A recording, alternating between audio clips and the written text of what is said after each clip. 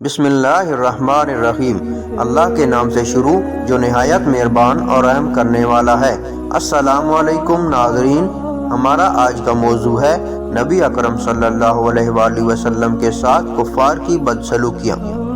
ایک روز رسول اللہ صلی اللہ علیہ وآلہ وسلم بیت اللہ میں نماز پڑھ رہے تھے کہ عقبہ بن ابی معیط آیا اور آتے ہی اپنی چادر اتار کر رسول اللہ صلی اللہ علیہ وآلہ وسلم کے گلے میں ڈال دی اور پیچ در پیچ دینے شروع کر دیے۔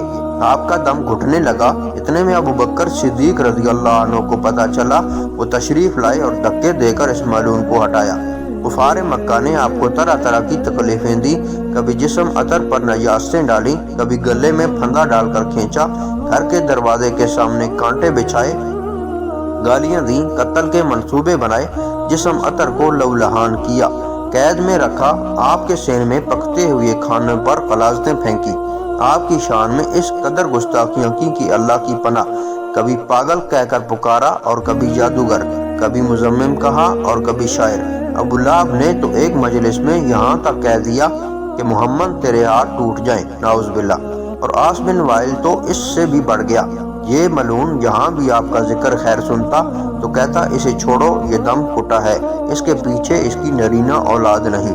رحمت للعالمین، بہتر و برتر، طاہر و عطر، ساقی کوثر، شافع معشر، کبھی جواباً صرف اس قدر فرما دیا کرتے، اے فرزندگان عبد المناف، حق ہمسائیگی خوب عطا کرتے ہو۔ ایک روز قریش کے ایک اوباش نے سر بازار حضور اکرم صلی اللہ علیہ وآلہ وسلم کے سر مبارک پر مٹی ڈال دی۔ آپ اسی حال میں گھر تشریف لے گئے۔ صاحبزادیوں میں سے ایک آپ کا سر دھو رہی تھی اور اپنے ابا کو اس حالت میں دیکھ کر رو رہی تھی۔ آپ صلی اللہ علیہ وآلہ وسلم انہیں تسلی دیتے اور فرماتے کہ رو نہیں میری بیٹی، اللہ تیرے باپ کا حامی ہے۔ ابو لہب کے خبث باطن کا یہ حال تھا کہ جب رسول اللہ کے صاحبزادے حضرت قاسم کے بعد دوسرے صاحبزادے عبداللہ کا بھی انتقال ہو گیا تو یہ اپنے بھتیجے کے غم میں شریک ہونے کے بجائے خوشی خوشی دوڑتا ہوا قریش کے سرداروں کے پاس پہنچا اور ان کو خبر دی کہ لو آج محمد صلی اللہ علیہ وآلہ وسلم بے نام و نشان ہو گئے۔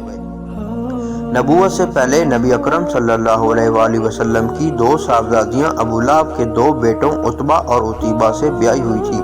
نبوت کے بعد نبی اکرم صلی اللہ علیہ وآلہ وسلم نے اسلام کی دعوت دینا شروع کی تو اس شخص نے اپنے دونوں بیٹوں سے کہا، میرے لیے تم سے ملنا حرام ہے اگر تم محمد صلی اللہ علیہ وآلہ وسلم کی بیٹیوں کو طلاق نہ دے دو۔ چنانچہ دونوں نے طلاق دے دی اور عتیبہ تو گستاخی میں اس قدر آگے بڑھ گیا تھا کہ ایک روز نبی اکرم صلی اللہ علیہ وآلہ وسلم کے سامنے آ کر اس نے کہا کہ میں والنجم اذا ہوا اور ثم دنا فتدلی کا انکار کرتا ہوں، اور یہ کہہ کر اس نے نبی اکرم صلی اللہ علیہ وآلہ وسلم کی طرف تھوکا جو آپ پر نہیں پڑا۔ حضور اکرم صلی اللہ علیہ وآلہ وسلم نے فرمایا، اللہ اس پر اپنے کتوں میں سے ایک کتے کو مسلط کر دے۔ اس کے بعد عتیبہ اپنے باپ کے ساتھ شام کے سفر پر روانہ ہو گیا۔